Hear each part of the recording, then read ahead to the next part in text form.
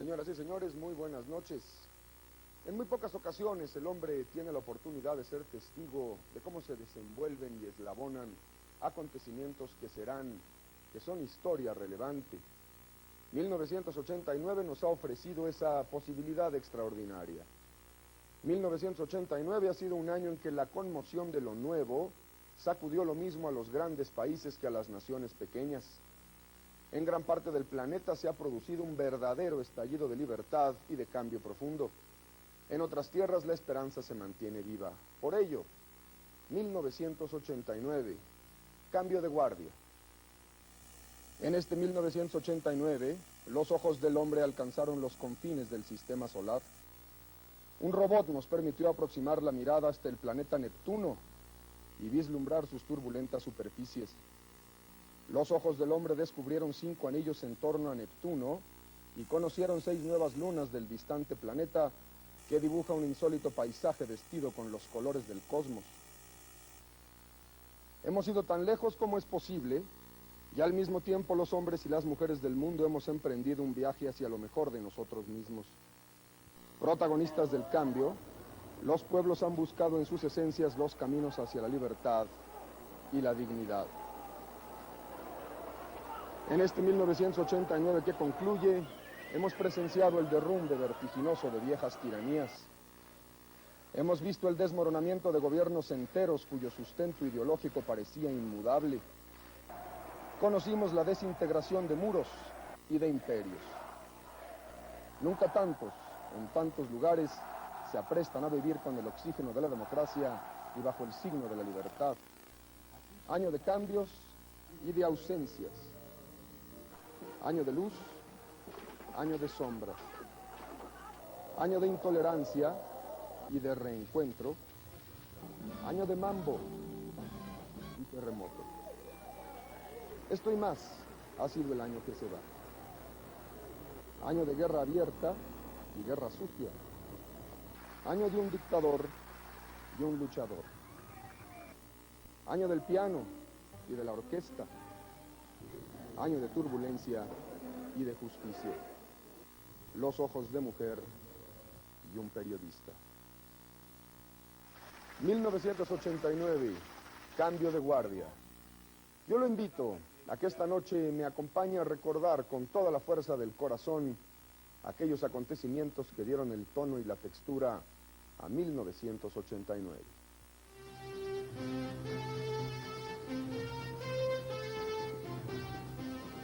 Execute the office of President of the United States.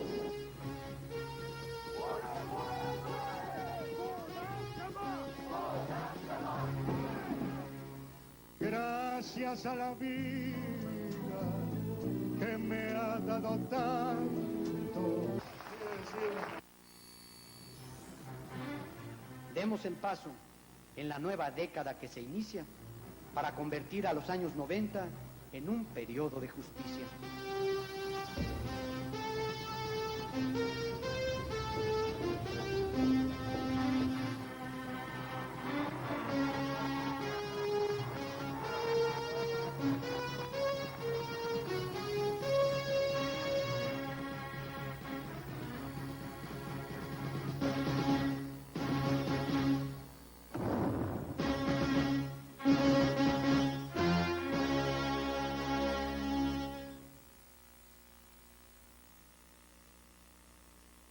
El soldado que, tijera en mano, corta el alambre de púas que marca la frontera entre Hungría y Austria, el soldado detona, quizás sin saberlo, una de las grandes revoluciones de nuestro tiempo.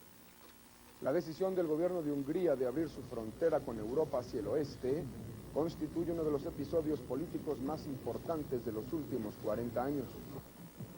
Ha comenzado el principio del fin para el imperio construido por José Stalin a fines de la Segunda Guerra Mundial. El llamado bloque soviético ha dejado de serlo.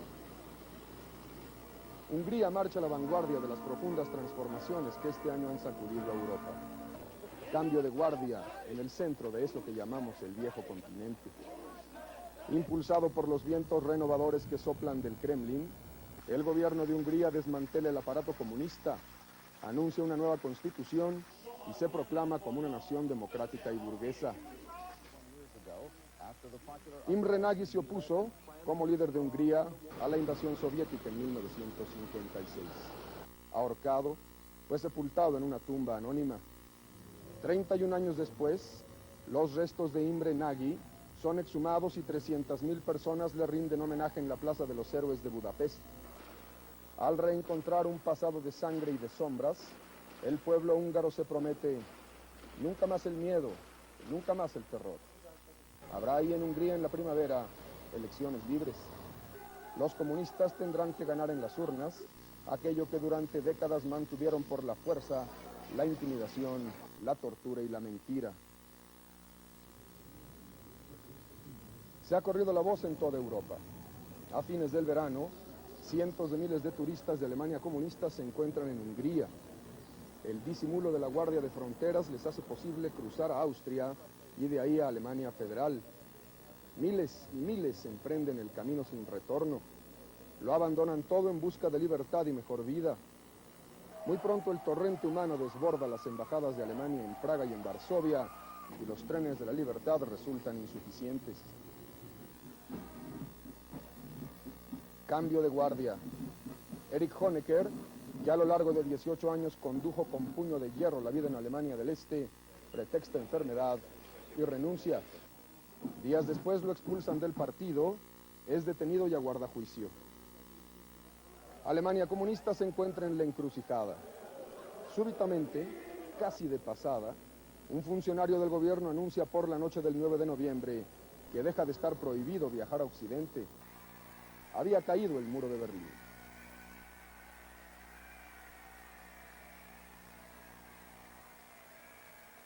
En un instante, la muralla que separó a 2 generaciones de un continente entero se ha convertido en estorbo y cicatriz.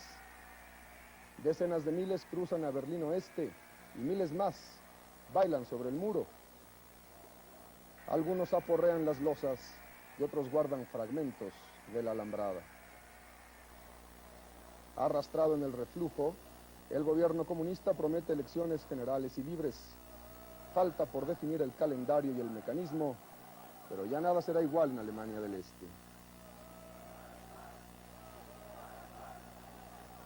Atento a las lecciones de la historia y envuelto en la marea del cambio, Fyodor Zhivkov, el feroz dictador de Bulgaria, anuncia que se va.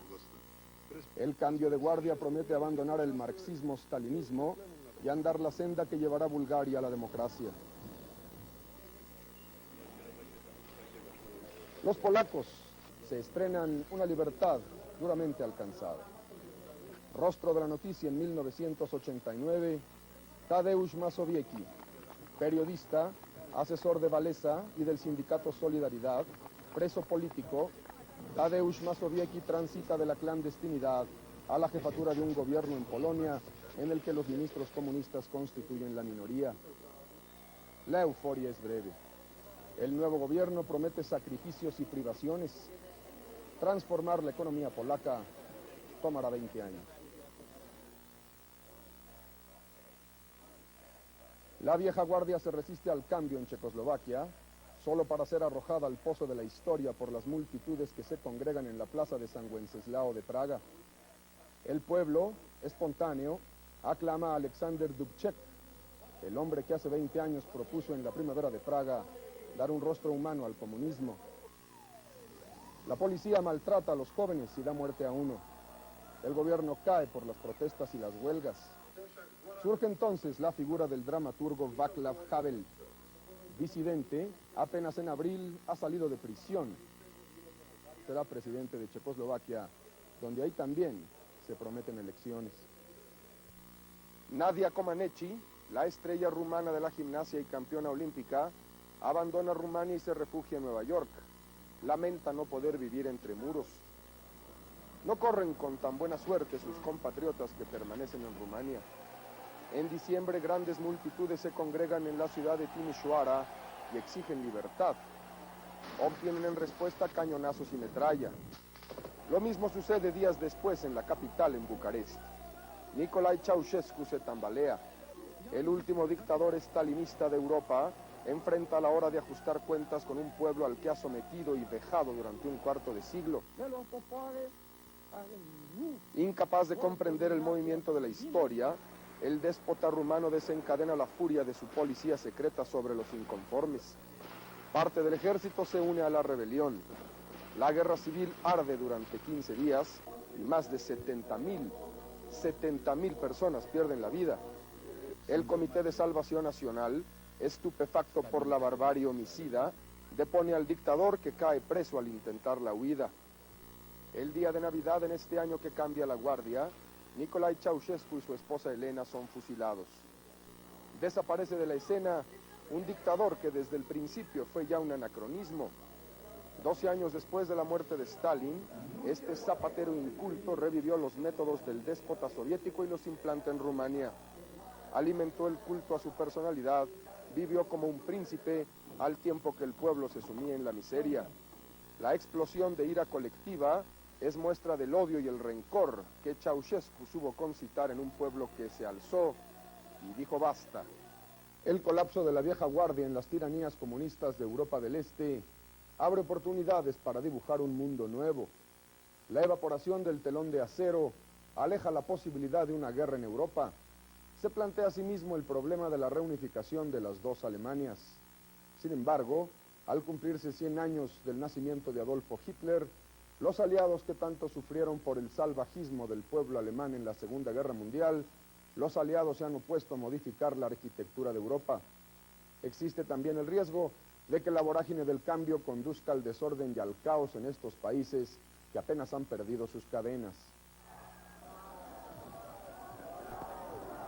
El derrumbe del comunismo en 6 países de Europa del Este, y que hacen frontera con la Unión Soviética, no puede sino traer problemas para el hombre del Kremlin. Rostro de la noticia en 1989, Mikhail Gorbachev, embarcado en el 5º año de la perestroika y la glasnost, la reforma y la apertura, Gorbachev ha detonado cambios que no domina cabalmente. Medio siglo después de haber sido firmado, el gobierno soviético publica el pacto entre Stalin y Hitler para repartirse Europa. Víctimas de la anexión rusa, las naciones del Báltico, Lituania, Estonia, Letonia, recogen el agravio y exigen independencia. Hicieron explosión conflictos raciales y religiosos largamente reprimidos. Los georgianos pelearon contra el pueblo de Abjasia y hubo decenas de muertos. Los armenios chocaron contra rivales musulmanes. Las promesas del cambio de la perestroika, todavía insatisfechas, colmaron la paciencia a los mineros, que con una prolongada huelga paralizaron la industria del carbón y pusieron en jaque al poder de Moscú. La inflación se acelera en la Unión Soviética y la sequía en diversas regiones obligará a la importación de enormes cantidades de alimento. Hay observadores que temen un deterioro irreversible de la autoridad de Gorbachev e incluso el periódico del gobierno, el Izvestia, reclama en titulares medidas concretas. Casi todo escasea en la Unión Soviética, menos la irritación. Rostro de la noticia en 1989. Andrei Sájarov, Premio Nobel de la Paz, sabio de la física y creador de la bomba de hidrógeno, el disidente más visible en la Unión Soviética. Andrei Sájarov muere en Moscú a los 68 años de edad. Crítico de Brezhnev, opositor de la invasión en Afganistán, su salud es minada por 5 huelgas de hambre en 15 años. Rehabilitado por la perestroika, la muerte sorprende a Sájarov en sus tareas como diputado en el nuevo Parlamento. Rostro de la noticia en 1989, el de Andrei Gromyko. Ministro de Asuntos Exteriores durante 28 años, el inexpresivo Gromyko muere a los 80 años. Trató con todos los líderes soviéticos desde Stalin y con 9 presidentes de los Estados Unidos. Mr. Niet, el señor No, le decían por su terquedad. Gorbachev lo hace a un lado en abril. Alguna vez dijo que en su trabajo no contaba el corazón. Deja una huella tenue y un libro de memorias tan mediocre como el hombre mismo.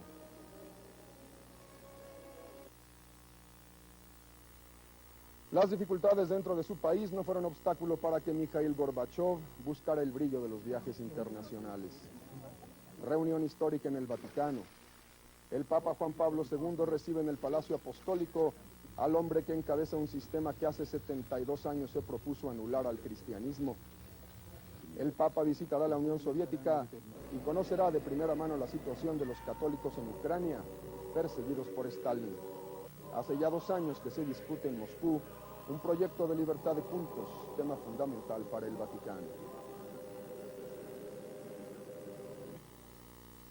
En la isla de Malta, en el Mediterráneo, el vendaval hace contrapunto a la cordialidad y el buen humor que dominan la primera reunión entre George Bush y Gorbachev como presidentes de las superpotencias. Acuerdan recortar arsenales, pero dejan los detalles a subalternos. La visita de Gorbachev a China marca el deshielo entre los gigantes de Asia, pero es mucho más que eso. El viaje del reformador del Kremlin ocasiona grandes manifestaciones de jóvenes que piden en China un poco de libertad. La lección que ofrece la experiencia soviética no se escucha en China, y esta lección es que, al parejo del cambio económico, debe irse abriendo el sistema político. Luego de 10 años de reforma económica en China, que tanto éxito tuvo, millones de jóvenes piden democracia. En poco tiempo las protestas se extienden a más de 20 ciudades. Cientos de miles convergen en la plaza central de Tiananmen en Beijing. El jefe del Partido Comunista comprende y tolera, pero los duros del gobierno se oponen. Lo que presencian en la plaza de Tiananmen les resulta intolerable. Jóvenes en huelga de hambre, pancartas que denuncian la corrupción y el nepotismo. Se levanta una réplica de la Estatua de la Libertad. Un proyectil hace blanco en el rostro de Mao, cuyo retrato domina el acceso a la ciudad prohibida. El gobierno en China recurre a viejos métodos para enfrentar desafíos nuevos. A la medianoche del 4 de junio, tropas de asalto toman la plaza. Ante los ojos de periodistas, más de 1.400 jóvenes son masacrados y muchos más resultan lesionados. El combate es de tal magnitud que el gobierno admite la muerte de 100 soldados.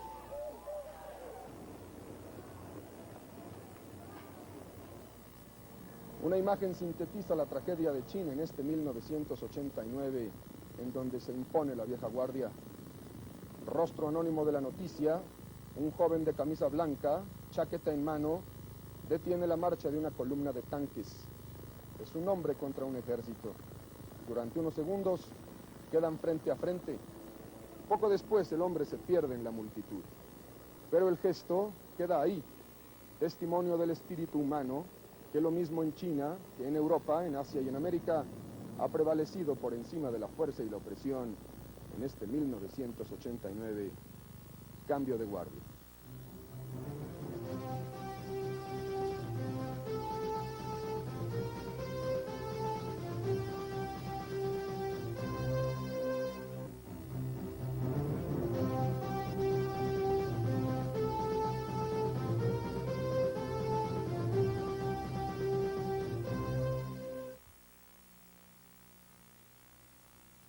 Cambio de guardia en México.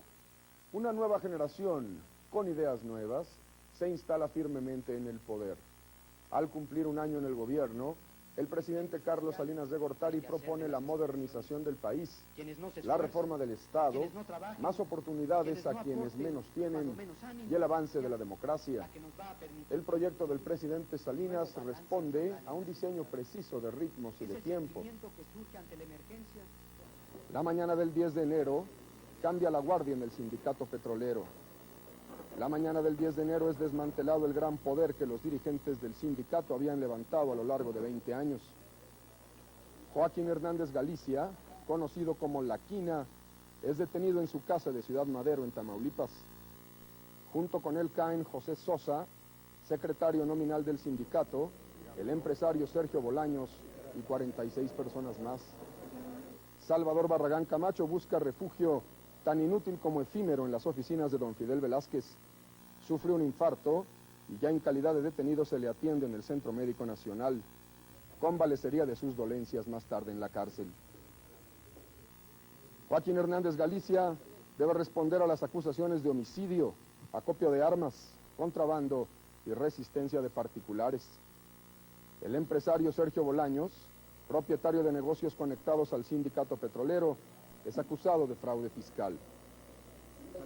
El desplazamiento de Hernández Galicia del sindicato petrolero abre el camino para diseñar una nueva relación entre Petróleos Mexicanos y sus trabajadores. Se eliminan privilegios, concesiones y canonjías. Cerca de 25,000 personas que cobran en Pemex pero sirven al sindicato son despedidas. En opinión del analista Jaime Sánchez Susarrey, la caída de la quina marca el inicio del proceso de reestructuración de las relaciones entre el Estado y el sindicalismo mexicano. El proyecto de modernización que se viene impulsando no puede alcanzar sus metas si no se modifican las estructuras sindicales. Para Sánchez Susarrey, es indispensable que la presidencia de la República se distancie de un conjunto de intereses creados para que puedan llevarse adelante las reformas.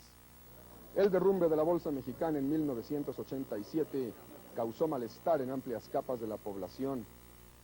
Año y medio después del Octubre Negro, Eduardo Legorreta Chauvet, presidente de Operadora de Bolsa, la casa de bolsa más grande del país.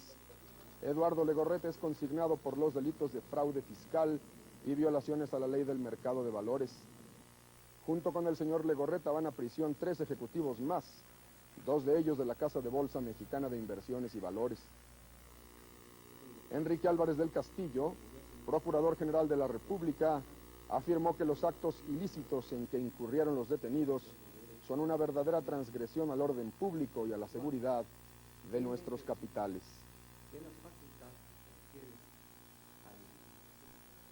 El 30 de mayo de 1984 fue asesinado el periodista Manuel Buendía. 5 años después, José Antonio Zorrilla, exdirector de la Policía Federal de Seguridad, es señalado como el responsable intelectual del homicidio. 2 días después, y previa balacera, Zorrilla se entrega a las autoridades de la capital de México. José Antonio Zorrilla enfrenta 5 procesos penales por homicidio y daños contra la salud. 7 días después de la detención del exdirector federal de seguridad, cae preso el agente Rafael Moro Ávila, señalado como el hombre que jaló el gatillo, el autor material del homicidio de Buendía. Nadie está por encima de la ley. Eduardo Pesqueira Olea fungió como secretario de Agricultura en el gobierno de Miguel de la Madrid. El señor Pesqueira fue cesado como embajador de México ante la FAO y no podrá ocupar cargo público alguno en los próximos 10 años. Y es que olvidó incluir en su declaración patrimonial un bello rancho en el estado de Querétaro. En su primer informe de gobierno, el presidente Salinas esboza el proyecto de modernización de México y la reforma del gobierno. El presidente plantea la necesidad de retomar los principios originales de la Revolución Mexicana con objeto de que el gobierno atienda las necesidades más apremiantes sociales de la población. El presidente critica enérgicamente las desviaciones que convirtieron al gobierno en propietario de empresas y negocios en perjuicio de millones de personas. Por ello se profundiza el proceso de privatización de empresas públicas. Mexicana de Aviación es adquirida por inversionistas mexicanos y extranjeros y se anuncia la venta de Teléfonos de México. El gobierno invita a particulares a invertir en carreteras y otras obras de infraestructura. La compañía minera de Cananea es declarada en quiebra. El ejército ocupa las instalaciones para custodiar explosivos y sustancias tóxicas. La Cananea recibía un subsidio mensual de 100,000 millones de pesos. Con nuevas condiciones sindicales, la minera será reabierta. A la quiebra de la minera siguió la detención de Emilio Ocampo, exdirector de la empresa. Está acusado de fraude y disposición indebida de bienes ajenos. Una vez saneada la Cananea, será vendida a sus trabajadores y a otros inversionistas.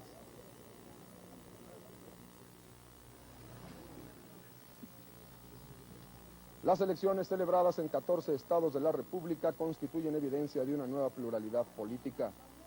El Partido Revolucionario Institucional dejó de ganar de todas. Rostro de la noticia en 1989. Ernesto Rufo Apel, como candidato del Partido Acción Nacional, triunfa en los comicios para gobernador en Baja California. El presidente Salinas comentaría que el voto no fue exclusivamente a favor del PAN, sino en buena parte en contra de los errores del PRI, que derivaron en corrupción y desviaciones. Un gesto de madurez política de civilidad. El presidente Salinas asiste a la toma de posesión del nuevo gobernador, el primero que no pertenece al PRI en más de 60 años. Algunos resultados electorales fueron impugnados con violencia. En agosto, en Morelia, se enfrentan a golpes militantes del PRI y del Partido de la Revolución Democrática, partido que semanas después, en elecciones municipales, demostraría que es la segunda fuerza política en el estado de Michoacán. Simpatizantes del Partido Acción Nacional, inconformes con el triunfo del PRI a la presidencia municipal, asaltan y pegan fuego al Palacio de Gobierno en Culiacán. En La Gresca pierde la vida una persona. En Mazatlán, el candidato del PAN a la alcaldía logra el triunfo por una ventaja de apenas 100 votos. Un episodio prefigura el ambiente en el Congreso mexicano. La madrugada del 5 de mayo, el fuego destruye las instalaciones del Palacio Legislativo de San Lázaro, que queda inútil. Los debates de la Cámara de Diputados, en otro local, fueron ásperos y en ocasiones hubo episodios de violencia, agresión verbal, descortesía con el contrincante.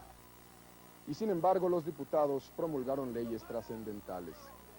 Fue aprobado un conjunto de reformas a la legislación electoral que obligará a los partidos a tener mayor presencia en el territorio nacional.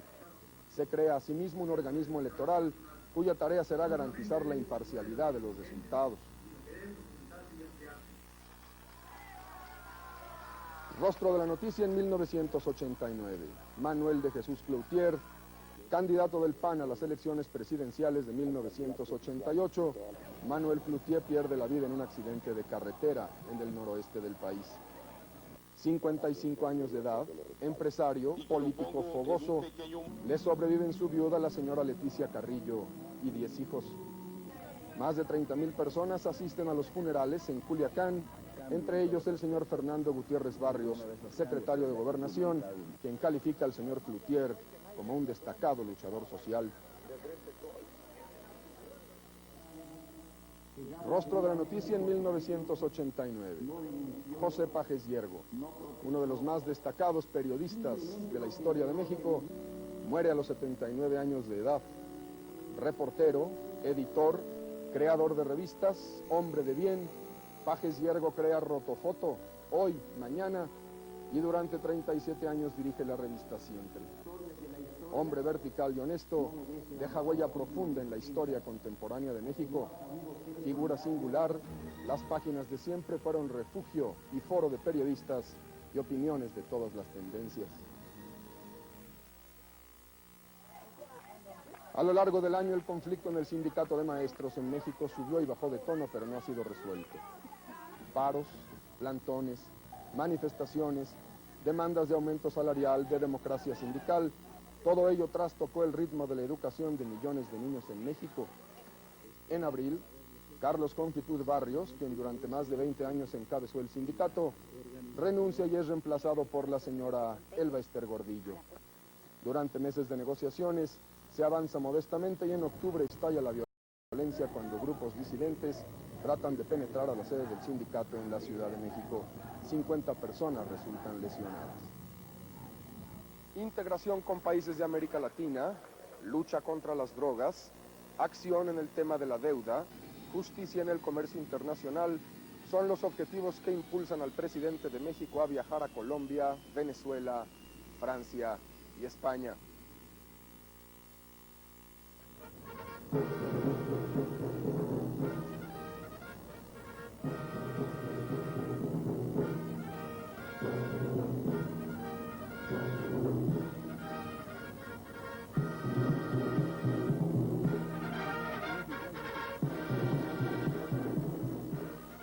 Cinco jefes de gobierno, reyes y presidentes se reúnen en París por las fiestas del bicentenario de la Revolución Francesa. En reuniones con 10 de ellos, el presidente de México describe la razón y la visión de su pueblo. A los gobernantes de las 7 naciones más industrializadas, el presidente Salinas demanda solidaridad con el mundo en desarrollo y respuestas al problema de la deuda. Menos de 2 semanas después, el 23 de julio, se conoce una respuesta concreta. El presidente de la República da a conocer que los bancos extranjeros que han prestado a México 53,000 millones de dólares aceptan los principios fundamentales del esquema planteado por los negociadores mexicanos. No ha sido fácil. En torno al punto de vista de México, es preciso conciliar los intereses de gobiernos, organismos internacionales y la banca comercial. El acuerdo permitirá reducir el servicio de la deuda de 6 a algo menos del 3% del Producto Nacional. Para lograrlo, algunos bancos aceptan disminuir el valor del capital prestado a México, otros recortan la tasa de interés y algunos más prestarán dinero nuevo. La presente generación ha pagado con sacrificio el problema de la deuda, pero la etapa de la crisis queda atrás, dice el presidente. Al abrir nuevos caminos, la experiencia de nuestro país resultará útil a naciones con problemas semejantes. Los puntos centrales de la solución mexicana son asumidos por el gobierno norteamericano en el llamado Plan Brady de reducción de deuda. Una nueva etapa en las relaciones entre México y los Estados Unidos se abre con la visita del presidente Salinas de Gortari a Washington. El señor Salinas sugiere imaginación y respeto para buscar coincidencias y resolver diferencias entre dos vecinos distintos, pero decididos a convivir provechosamente más allá de mitos y recriminaciones. La cordialidad, la claridad prevalecen en los encuentros que sostienen el presidente y el señor Bush. Al hablar ante una sesión conjunta del Congreso de los Estados Unidos, el presidente Salinas corta el perfil de un estadista moderno y práctico. Atraídos por un nuevo lenguaje e ideas frescas, diputados y senadores norteamericanos aplauden en más de 2 ocasiones al presidente de México. Ambos gobiernos definen acuerdos que permitirán mayores ventas de acero y textiles mexicanos al mercado del norte. Habrá cooperación para la protección del medio ambiente en la frontera común. Bajarán los aranceles a multitud de exportaciones mexicanas y se abrirán a la inversión norteamericana sectores que gozan en México de protección. México hará respetar patentes y marcas internacionales. 1989 marca el inicio de la recuperación económica de México. Por primera ocasión en más de un quinquenio, el Producto Nacional crece más que la población. El poder de compra de los salarios supera, si bien modestamente, a la carestía. El crecimiento de los precios se advierte bajo control. El Pacto de Estabilidad y Crecimiento Económico permite bajar la inflación a cerca del 20%, menos de la mitad que el año anterior. Las nuevas perspectivas fortalecen la confianza. La repatriación de capitales mexicanos se estima superior a los 3,000 millones de dólares. Mujer divina, Rostro de la noticia en 1989. Pedro Vargas muere en la Ciudad de México a los 83 años de edad. Dueño de una suntuosa voz de terciopelo, Pedro Vargas interpretó como ninguno las canciones de Agustín Lara. Hombre de familia, recto, sujetó su vida a la disciplina y al decoro que la fama impone a los grandes artistas. Pionero de la radio en la XCW y más tarde en la televisión, Pedro Vargas se hace presente durante más de 6 décadas. Fiel a su origen, ciudadano de San Miguel Allende en Guanajuato, Pedro Vargas labra un prestigio, el tenor continental.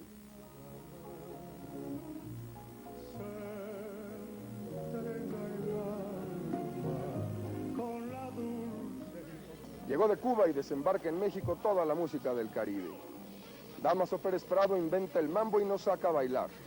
El mambo número 8, el mambo número 5, el mambo del Politécnico, el mambo universitario. ¡Qué rico mambo! Una madeja de armonías que se resuelve sin tropiezo. La música de Pérez Prado es parte ya de una manera de sentir. 40 años después de haber llegado a México, la muerte se lleva a Damaso Pérez Prado a los 73 años de edad. Una investigación sobre narcotráfico trae resultados inesperados. En la segunda semana del mes de junio vuelve al patrimonio nacional aquello que nos robaron en la Navidad de 1985. En aquel entonces 8 ladrones se alzaron con 133 piezas del Museo Nacional de Antropología. Ellos son atrapados al intentar vender el botín a un traficante de cocaína. Nuestro patrimonio cultural es más que una posesión o una propiedad, afirma el presidente. Es un acto de constitución y de carácter. Todo lo que lo afecte es una afrenta personal a cada uno de nosotros.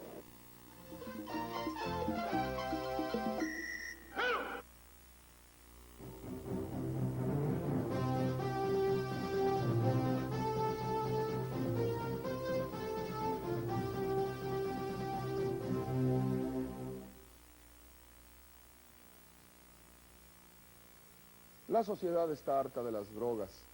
El poder del narcotráfico, que todo lo corrompe, pone en jaque a gobiernos enteros. El veneno que se fuma, que se inhala o que se inyecta, deja una estela de perversión y de vicio, de sobornos y de muerte. Varios países emprenden por razones diversas y mecanismos distintos el combate a la producción, refinación, transporte, contrabando y consumo de narcóticos. La guerra al narco adquiere en México la más alta prioridad. Entra en acción una fuerza de élite. Miles de soldados peinan las sierras y los bosques y destruyen 41,000 parcelas sembradas con marihuana. 250 bandas son destruidas, 14,000 traficantes van a prisión. Los federales logran interceptar 34 toneladas de coca. El enemigo es astuto y cuenta con armas. 41 agentes mueren en combate. Uno de los peces gordos del narco internacional es atrapado en Guadalajara. Perseguido por años, Miguel Félix Gallardo es señalado como eslabón en las rutas de la cocaína.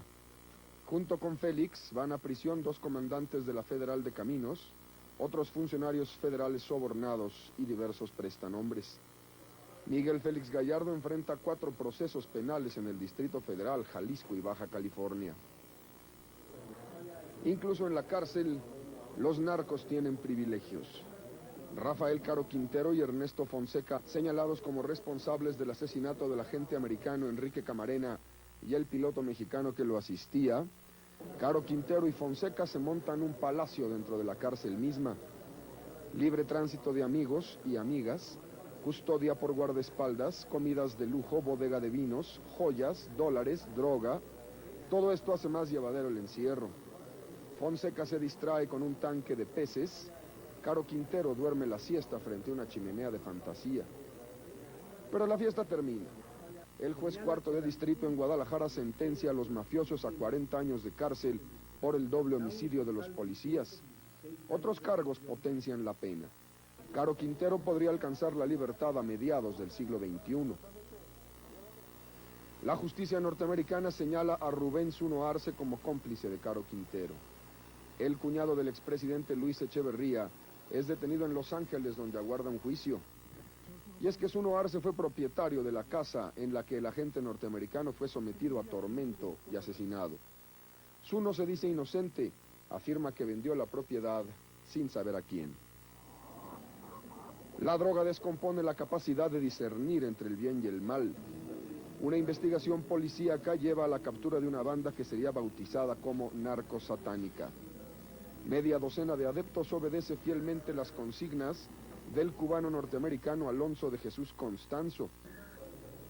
Para proteger el contrabando de marihuana a Estados Unidos, conjuran la bondad de los dioses mediante sacrificios humanos y ritos de magia negra. En un rancho en Tamaulipas, la policía descubre los cadáveres de 15 personas. La mutilación confirma la práctica del ceremonial de la secta Palo Mayumbe. Constanzo se enfrenta a la policía en la Ciudad de México y al verse copado, toma su vida con un tiro en la sien. Colombia es un país que aparece como rehén de la mafia de la cocaína. La violencia es alucinante. En un año 12,000 homicidios conectados a la droga. Mercenarios internacionales adiestran ejércitos privados que no temen y retan al gobierno del presidente Virgilio Barco. El asesinato del político Luis Carlos Galán, que promete acabar con la mafia de Medellín y Cali. El asesinato de Galán emplaza al gobierno una lucha en que defiende su misma existencia. En los primeros días de la ofensiva, 15,000 narcos van a prisión. La mafia contraataca, 250 bombas hacen explosión en las ciudades. 9 traficantes y sus hombres de negocios son extraditados a Estados Unidos. En respuesta homicida, los narcos hacen estallar un avión con 107 personas a bordo. Todos mueren. Media tonelada de dinamita destruye el edificio de la policía secreta en Bogotá. 64 personas pierden la vida y más de 1000 quedan heridas. Colombia está en guerra. Gonzalo Rodríguez Gacha, segundo de a bordo en la mafia de Medellín, es abatido en un enfrentamiento con soldados. También cae su hijo Freddy, de 19 años. Buen golpe del gobierno, directo al corazón de un verdadero imperio del mal. Todo será inútil en tanto no se abata la demanda de narcóticos en los Estados Unidos. El gobierno del presidente Bush pone en marcha un programa antidrogas que castigará con dureza a los usuarios. Se propone la pena de muerte por ciertos delitos asociados a la droga. Un derivado barato de la cocaína invade las calles de los Estados Unidos. Se llama crack y es devastador. Miles de niños se vuelven adictos. Mujeres embarazadas dan a luz a bebés enganchados al vicio. El consumo es voraz y la oferta inagotable. Algunas voces afirman que el gobierno de Bush pierde la batalla de las drogas. La droga provoca el escándalo más sensacional que ha visto la prolongada tiranía de Fidel Castro en Cuba. El general Arnaldo Ochoa, héroe de la revolución, militar talentoso, guerrero de Angola y Etiopía. El general Ochoa es acusado de narco, contrabando y traidor. 13 subalternos comparten la humillación y la desgracia. Las confesiones públicas recogen ecos de los procesos estalinistas de Moscú hace medio siglo. Fidel Castro hurga en su conciencia y no encuentra clemencia. El general Ochoa es fusilado en un tibio amanecer de julio.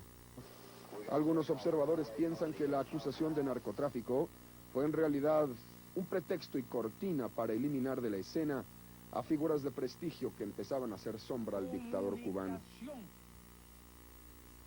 Los narcóticos destruyen la integridad de los adictos, pero la contaminación del aire y del agua erosiona la salud de todos.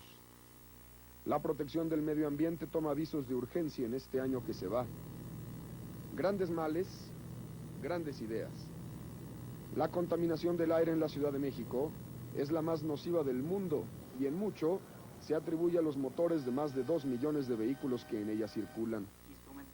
El gobierno de la capital de México moviliza a la población que acepta con entusiasmo renunciar un día a la semana a utilizar el auto particular. El tránsito se reduce y la contaminación también. El programa Un Día Sin Auto no tiene precedentes y estará vigente en los meses fríos. Los Ángeles, en California, ha tratado durante más de 30 años de limpiar los humos que envenenan sus aires. Se toman ahora medidas de fondo.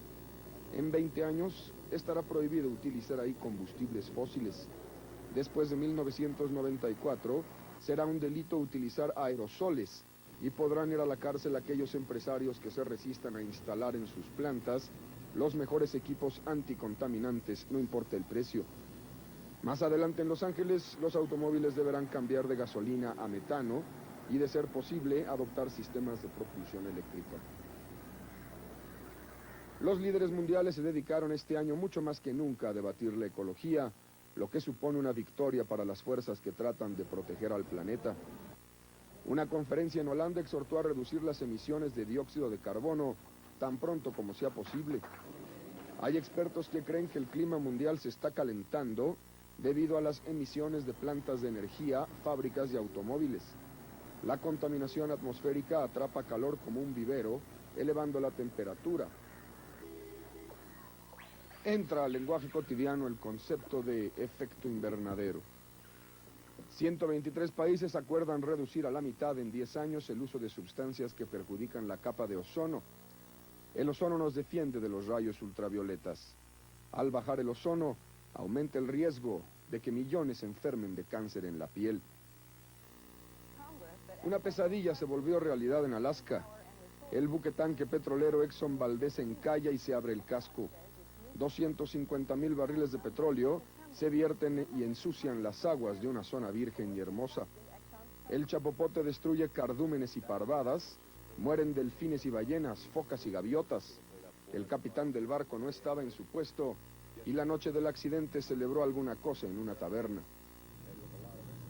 Multitud de incendios ardieron durante meses en las selvas de Quintana Roo. 130,000 hectáreas fueron pasto de las llamas. Pasarán 30 años antes de que se restablezca el equilibrio forestal de la jungla. Miles de animales sucumben por la desorientación, el humo y el pánico. Las autoridades detienen a 11 personas acusadas de provocar los fuegos para ampliar las zonas de cultivo y lucrar con la tierra. La selva del Amazonas produce una cuarta parte del oxígeno que nos mantiene con vida. El Amazonas está en peligro. Miles de hectáreas del bosque se pierden cada día por la acción de ganaderos, industriales y campesinos. La destrucción de la selva pone en peligro al mundo. El gobierno de Brasil persiste en la idea de construir una carretera que cortará la jungla hacia el oeste. La deforestación del Amazonas aviva el debate en los países pobres. ¿Qué viene primero, el desarrollo o la ecología?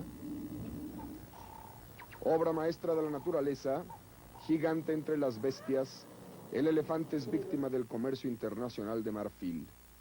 Cazadores furtivos diezman las manadas y la indignación crece. En 10 años la hecatombe ha alcanzado a 700,000 elefantes. A este ritmo la especie puede desaparecer en 20 años. Por ello, 1989 marca el inicio del fin del negocio del marfil. Europa, Estados Unidos y Japón prohíben el comercio de colmillos labrados. Rostro de la noticia en 1989. Laurence Olivier. El más grande actor del mundo anglosajón en el siglo XX nos deja en este año que cambia la guardia. La muerte lo alcanza a los 82 años. Descubre el hechizo del foro a los 9 y jamás lo abandona. Brillante en el teatro y en el cine, actor versátil, original y enérgico, Laurence Olivier asume 1000 máscaras. Siempre seguro, sereno, sutil, en plena forma física, Laurence Olivier consideraba al teatro como el templo del conocimiento del hombre por el hombre. You may find the role of Madame de Pompadour is a little beyond your range. Well, I think one feels like that. Llegó de Tampico, en Tamaulipas, y fue el galán cómico del cine mexicano. Mauricio Pérez Yazbek. Mauricio Garcés pierde la batalla con el enfisema. 37 películas le dieron fama y fortuna. Alternó con las actrices más bellas de su tiempo. Las traigo muertas, decía feliz. Hombre bueno y simpático, vivió en la pantalla la leyenda de su propia vida. Devoto de su madre, jamás casó y no tuvo descendencia. Entonces no queda más que morir. Va, pero ¿qué te preocupa? Un amigo se va en este 1989 que se agota. Lo conocimos por televisión y le cobramos respeto y cariño. Joaquín Peláez, corresponsal de Televisa y Galavisión en España, sucumbe al cáncer de pulmón. Figura de la radio en su país, destacó como productor y conductor de programas de filantropía. Operación Plus Ultra, premio a niños que destacaron por su heroísmo y abnegación. La muerte le sorprende días después de haber asumido la dirección general de ECO en Madrid. Cambio de guardia. Alberto Peláez toma la antorcha del padre y se incorpora al periodismo de televisión.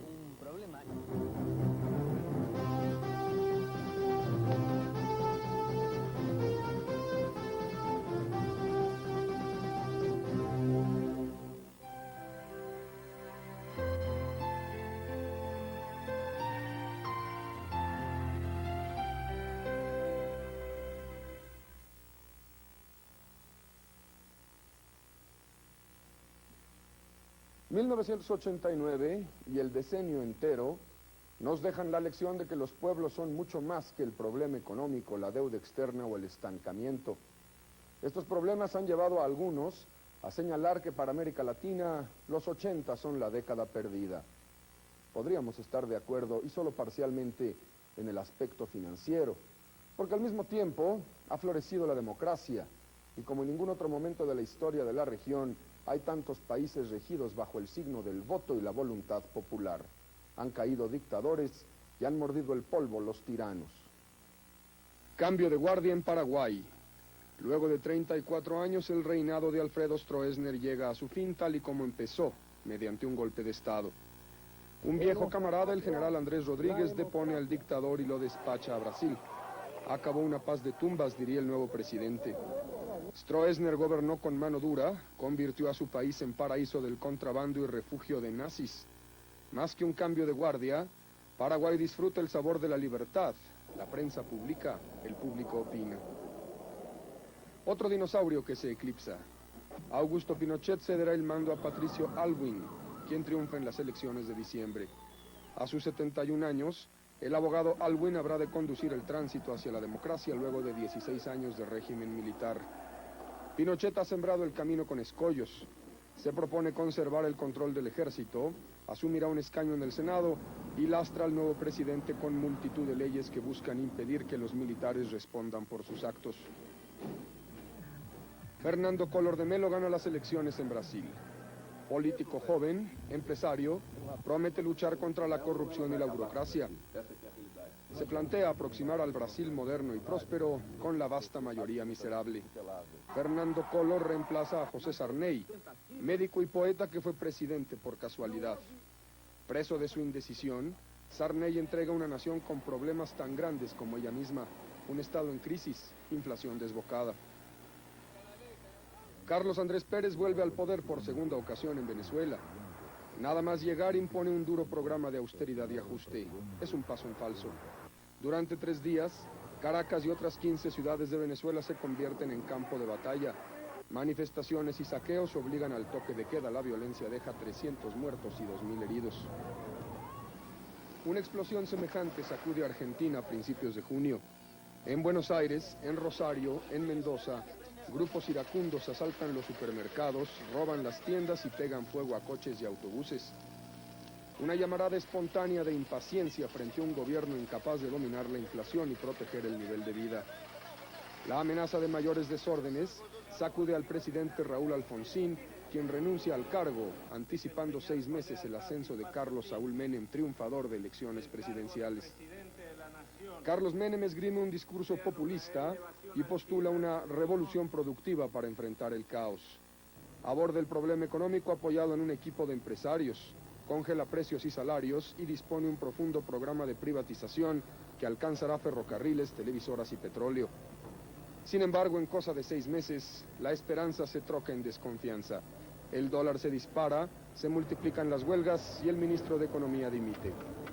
Vuelve a la Argentina el dragón de la inflación con toda su fuerza y sus peligros. La delgada cintura del sufrimiento, Centroamérica transita por la violencia y el dolor. Cambio de guardia en El Salvador. José Napoleón Duarte, enfermo en cáncer, entrega la presidencia a Alfredo Cristiani, de 41 años de edad. 6 meses después hace frente a la ofensiva guerrillera más intensa en 10 años. Ataques en San Salvador y 6 provincias confirman que los rebeldes tienen fuerza, pero no la suficiente para alcanzar la victoria. Más de 800 personas mueren en los combates. Los presidentes centroamericanos se reúnen en febrero y en agosto para buscar soluciones, pero no logran que la realidad se acomode a los discursos. Coinciden en la necesidad de desarmar y desbandar a los contras que buscan derrocar al sandinismo en Nicaragua.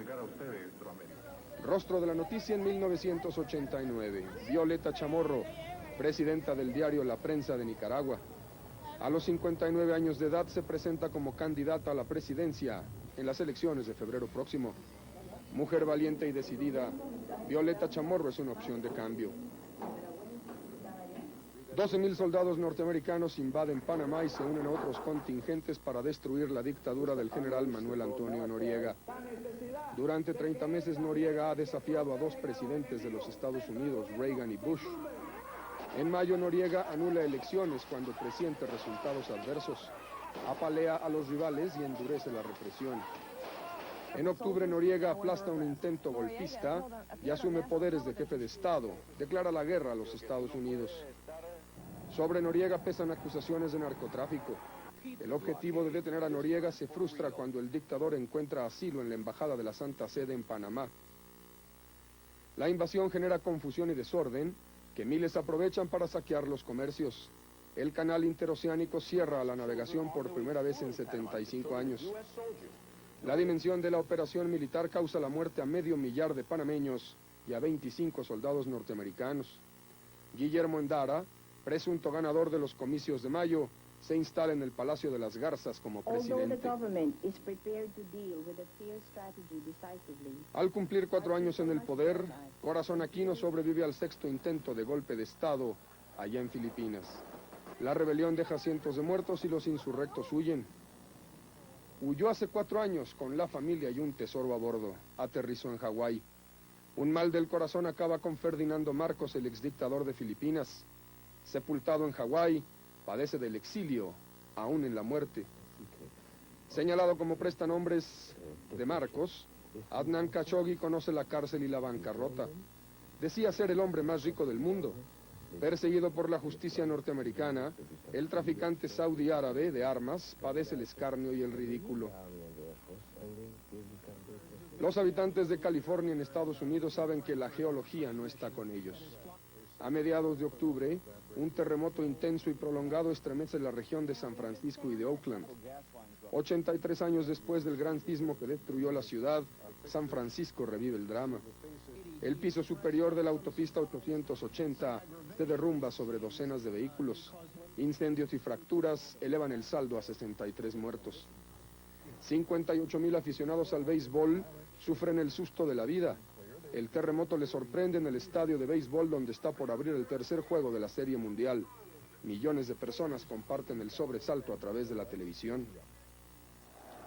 Un tumulto en el estadio de Hillsborough en la Gran Bretaña ocasiona más muertos que el temblor de San Francisco. Un encuentro de fútbol congrega miles de fanáticos del equipo Liverpool que sin boleto violentan los accesos. La policía abre las puertas, el torrente humano se topa con la gradería colmada y en la estampida muchos son pisoteados. 108 personas perderían la vida. La violencia de los hooligans británicos preocupa a los organizadores de la Copa del Mundo en Italia. Para prevenir desmanes, el equipo inglés de fútbol jugará en la isla de Sardinia, de la que serán proscritos los revoltosos. 24 equipos se medirán en junio en la gran fiesta del deporte más popular del planeta. La figura de Hugo Sánchez se agiganta en las canchas de Europa. Los promedios señalan que el crack mexicano anota cuando menos un gol en cada encuentro. En 4 ocasiones ha ganado el Pichichi, el premio al mejor goleador en España. Todo indica que alcanzará el 5º, un lugar destacado en la historia del deporte mundial. La carrera del beisbolista Pete Rose concluye bajo el signo de la vergüenza. El manager del equipo Cincinnati sufre el destierro del béisbol cuando se descubre su afición a los juegos de azar. Apostó a sus partidos y perdió. No admite su culpa, pero ha buscado el auxilio de un psiquiatra. Ricardo Torres Nava es el primer mexicano y el primer latinoamericano en alcanzar las nieves eternas del Monte Everest, y eso le vale el Premio Nacional del Deporte. Buen año para el alpinismo mexicano. Días después, Carlos Carsolio conquistaría la misma cima, sin el apoyo de tanques de oxígeno. Bello rostro de la noticia en 1989. Ángela Visser, de Holanda, gana el concurso Miss Universo que se celebra en Cancún, en México. Adriana Abascal, 19 años, representante de México, 4º lugar. Cuando llegó a Hollywood no encajaba cabalmente en los prototipos de la belleza de entonces. Todo me costó más trabajo, diría Bette Davis. El fuego de sus ojos azules se apaga para siempre al morir en París a los 81 años de edad. Hace medio siglo obtuvo un Oscar por su actuación en Jezebel. Actriz de carácter, construyó su mito. Todos saben quién soy menos yo, lamentó un día.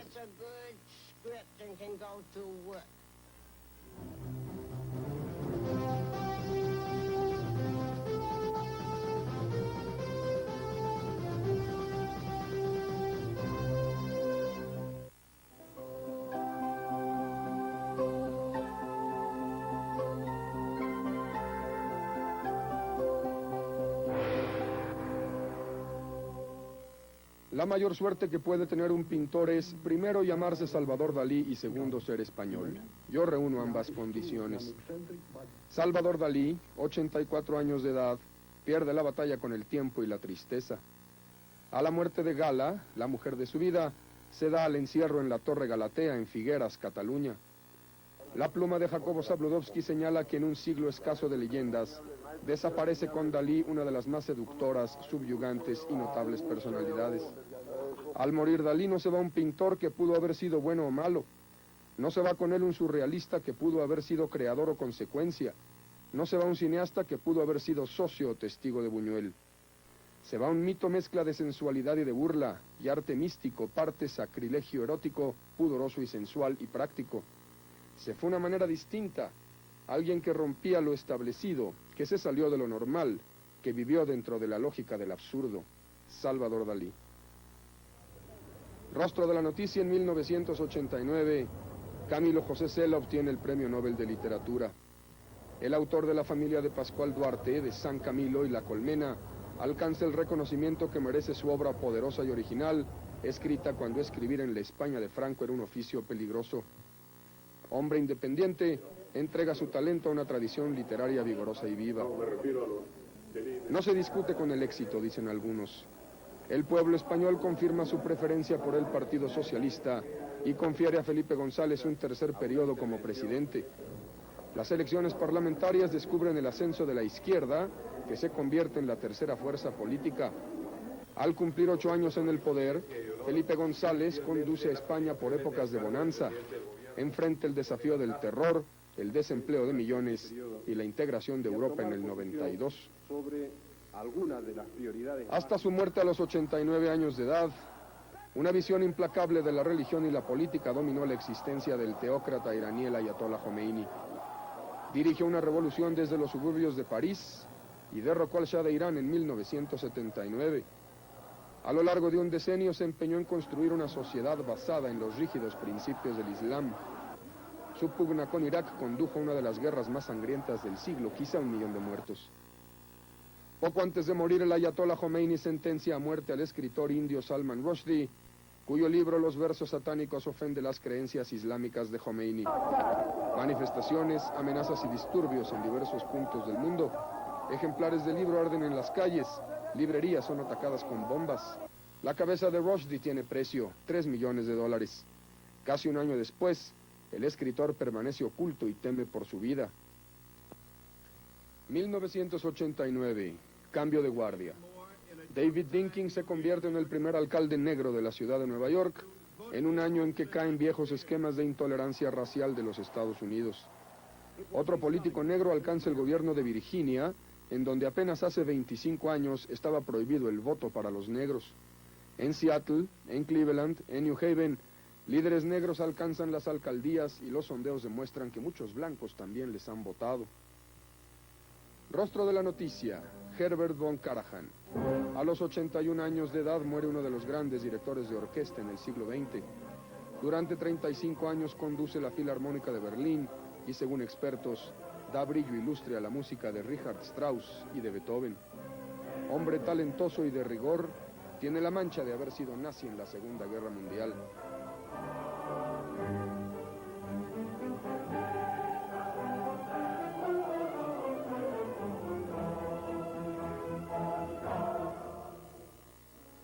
Niño prodigio, Vladimir Horowitz hizo lo que quiso con el piano. Nace en Kiev, pero la persecución antijudía y los bolcheviques le obligan a buscar refugio en Estados Unidos. Mucho de magia había en sus manos al interpretar la música de sus favoritos: Scarlatti, Mozart, Chopin, Liszt, Scriabin, Rachmaninoff. La apertura en la Unión Soviética le permite volver en 1986. 60 años después, vuelve a tocar en Moscú y en Leningrado. El asombro del público seguía siendo el mismo. El emperador Hirohito de Japón murió 2 veces.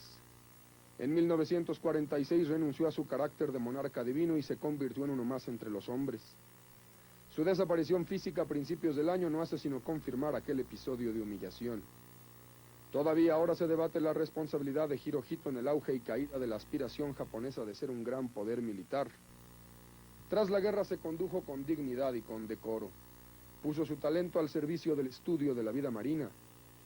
La historia del Japón lo recordará como símbolo de un país que ahora es próspero y está en paz. Cambio de guardia. Akihito se convierte en emperador del Japón luego de una larga espera. Desde 1952 fue proclamado heredero al trono del Crisantemo. A los 56 años de edad será el eslabón 125 de la dinastía. Demostró independencia en su matrimonio con una joven de condición plebeya, la futura emperatriz Michiko. Japón tiene 3 primeros ministros en este año turbulento. Un escándalo de corrupción y sobornos derriba a Noburo Takeshita.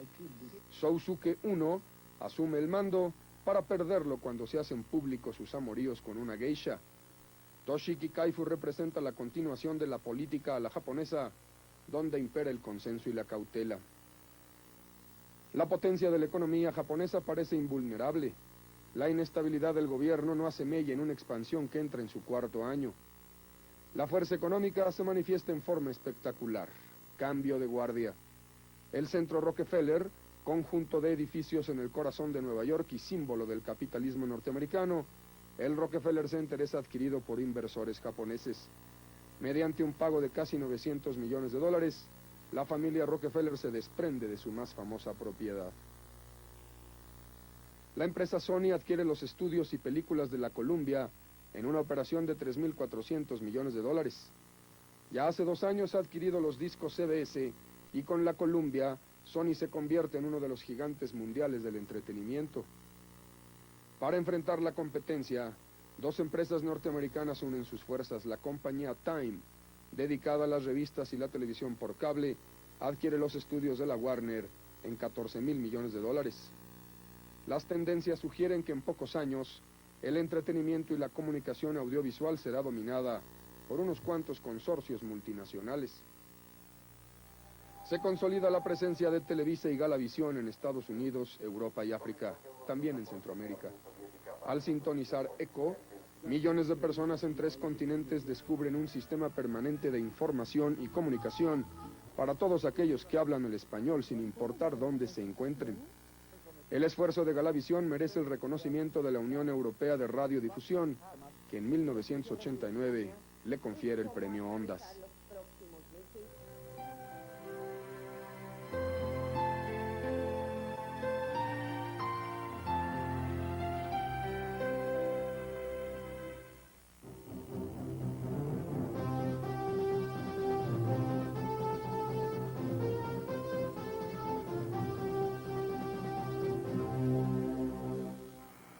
No tiene cola y viene sin fuselaje. Parece una mantarraya sobre ruedas. Es el avión invisible. Configurado con materiales nuevos, atraviesa el radar como los fantasmas las paredes. La era de la perestroika podría convertirlo en pieza cara e inútil. Cada uno cuesta $520 millones. Epidemia de la década, el SIDA sigue siendo un misterio. Un experimento combina aplicaciones de la droga AZT con trasplantes de médula en un paciente que más tarde muere de cáncer, pero la autopsia revela que el virus ha sido destruido. Un avance que sin embargo no mitiga la penuria de miles de enfermos. Intifada. Vocablo árabe que sintetiza la rebelión de palestinos en territorios ocupados por Israel en la Franja de Gaza y en Cisjordania. Egipto, Estados Unidos, Israel, Yasser Arafat proponen soluciones, pero todas son vanas. Sinónimo de violencia, Beirut alcanza las profundidades del infierno en la tierra. La capital del Líbano sufre los peores bombardeos desde que la guerra civil se inicia hace 14 años. Musulmanes y sirios se enfrentan a cristianos, que son la minoría. Los cañones y las bombas se lanzan y se apuntan sin mirar a quién. Cientos mueren en cosa de semanas. Bajo la protección de Arabia Saudita, el parlamento libanés sesiona en Taif y designa a René Mauad como presidente. Es cristiano. 17 días después, Mauad muere en un atentado. Rostro de la noticia en 1989, Rajiv Gandhi. El hijo de Indira Gandhi llega al poder en la India tras el asesinato de su madre, Indira. 5 años después, el pueblo, harto de corrupción y de indolencia, vota en su contra. Deslucido episodio para una dinastía que ha influido como ninguna otra en el destino de la India. Enfrenta el desafío de una postura improbable. Durante 7 siglos venció a las leyes de la física y aquello que no logró el tiempo lo lograron los turistas. El viejo campanario de mármoles blancos en Pisa, en Italia, puede venirse abajo. Los visitantes no subirán más las escaleras del vértigo y el asombro. Una historia de amor y de suicidio se esconde detrás del cuadro O la pana Gil de Pablo Picasso, que alguna vez fue pobre. Dio el cuadro al propietario de una taberna para saldar consumos. En subasta, un magnate norteamericano lo adquiere en $40 millones y 700,000 más. Rufino Tamayo consolida su prestigio como el más grande pintor mexicano aún con vida. Tres figuras en tonos violáceos seducen a un coleccionista que paga por él $610,000.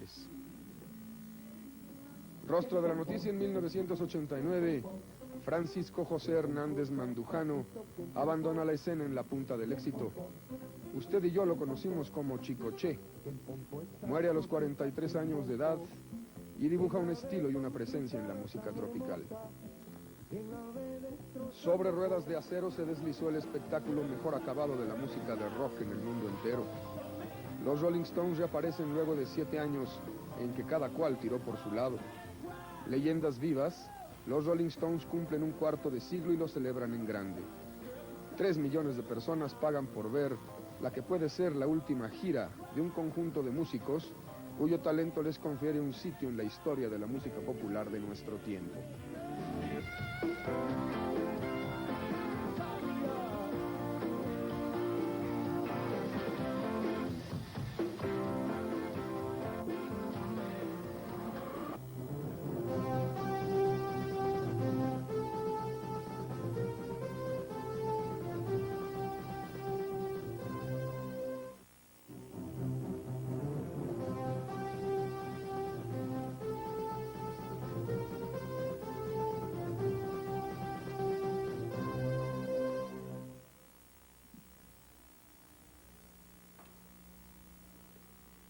...1989...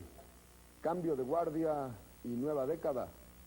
Dejamos atrás un periodo de 10 años en el que literalmente se nos adelantó el futuro. En 1989 se cumplieron 200 años de la Revolución Francesa y del surgimiento del concepto de ciudadano y ciudadanía. También se cumplieron 100 años del nacimiento de Adolfo Hitler. Hace 50 años estalló la Segunda Guerra Mundial. Se cumplió medio siglo de la muerte de Sigmund Freud y de la aparición del polietileno y el primer helicóptero y las vacunas. Hace 40 años la Unión Soviética probó su primera bomba atómica y hace 40 surge la OTAN para contener la amenaza del comunismo. Hace 40 años Mao Zedong proclama el nacimiento de la República Popular de China. Han transcurrido 30 años del ascenso de Fidel Castro al poder en Cuba, 30 años del descubrimiento del antiprotón y del diamante sintético. Medido por décadas, el cambio es velocísimo. Hace 20 años el hombre llegó a la luna y en el concierto de Woodstock quedó clara la potencia política de la nueva música. En este 1989 en que cambia la guardia, se cumplen 10 de la revolución sandinista y 10 años también de las reformas económicas en China. La década perdida de América Latina por la deuda y el estancamiento, dirían algunos. En unas cuantas horas habremos de cerrar el año y el decenio y nos veremos dentro de una nueva década que será fin de siglo y de milenio. Dicen los clásicos que la ignorancia de la historia nos condena a repetirla. Solo mediante el conocimiento del pasado podemos preparar el futuro, pero el oficio de profeta está en crisis y no tiene prestigio ya. La velocidad y la profundidad del cambio en 1989 nos dejan la impresión de un mundo en marcha. Para el futuro, para el porvenir, queremos esperar mejores tiempos de libertad, de paz, de salud y de progreso. Para usted, para los suyos, para todos nosotros. Este día le deseo un feliz año nuevo, 1990, y muy buenas noches.